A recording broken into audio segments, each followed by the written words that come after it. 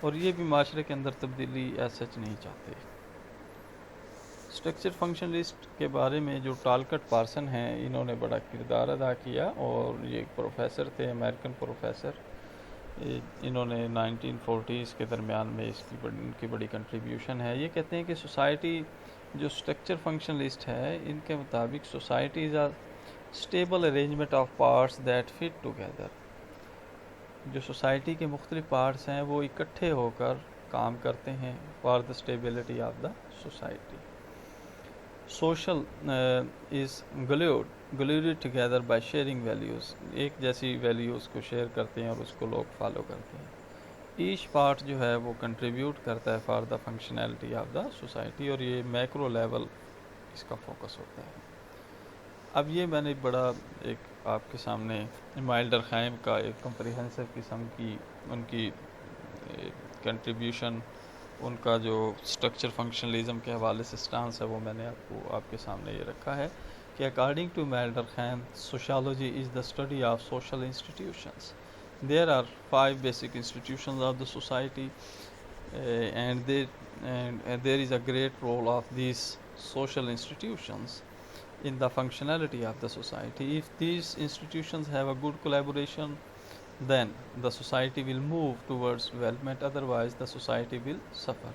These institutions are like a part of human body whose parts are attached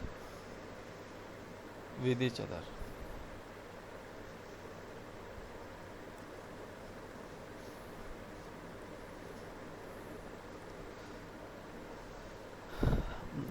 And if there is a problem in one part, then the society and the body, the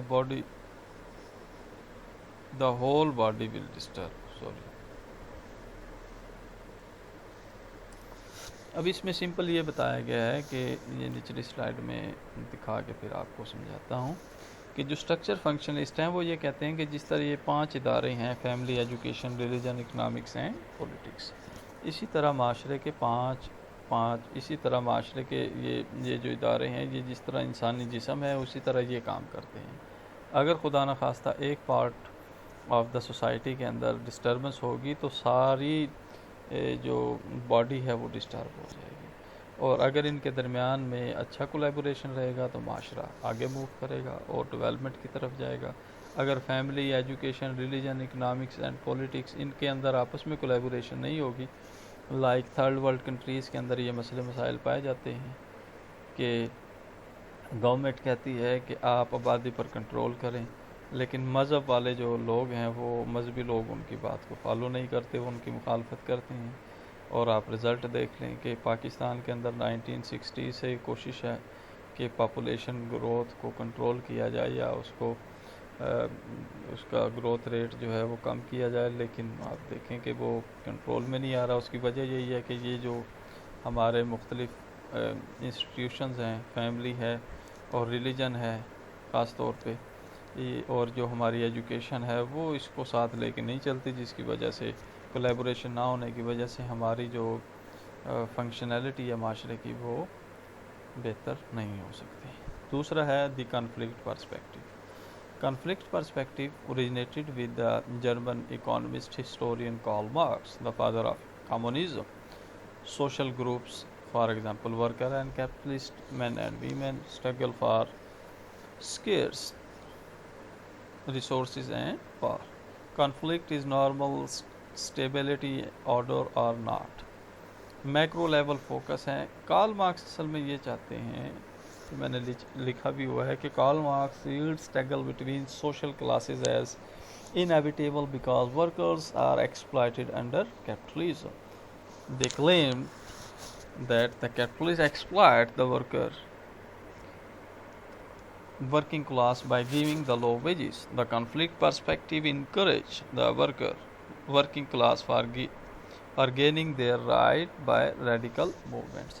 Karl Marx اصل میں جو capitalist نظام ہے اس کے خلاف جاتا ہے، اور یہ کہتا ہے کہ جو ورکنگ کلاس ہیں ان کو اپنے حقوق کے بارے میں پتہ ہونا چاہیے، اور اس کو جو کیپٹلسٹ ہیں ان کے خلاف سٹینڈ لینا چاہیے تاکہ وہ اپنے حقوق کو اچیو کر سکیں۔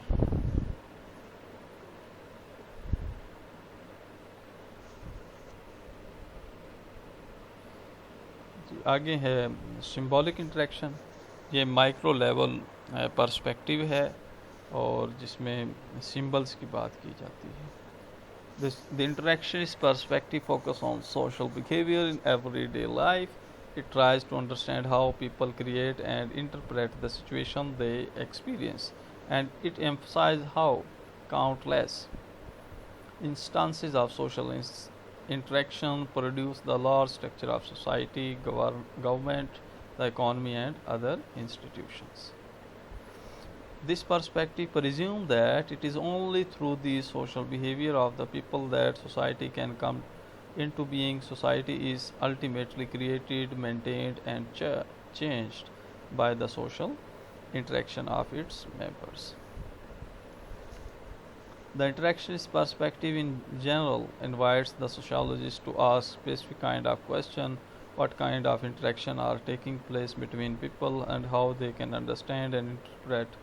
اچھا، اس میں یہ اصل میں بتانا چاہتا ہے کہ لوگوں کے ڈیلی روٹین آف لائف کے اندر کیسے وہ انٹریکٹ کرتے ہیں، کیسے وہ ایک دوسرے سے بات چیت کرتے ہیں، کیسے ان کے درمیان میں کنورسیشن ہوتی ہے، کیا سمبلز ہیں، اس کو اصل میں وہ دیکھنا چاہتا ہے. Thank you very much. ہم نیکسٹ لیکچر میں انشاءاللہ یہاں سے سٹارٹ کریں گے.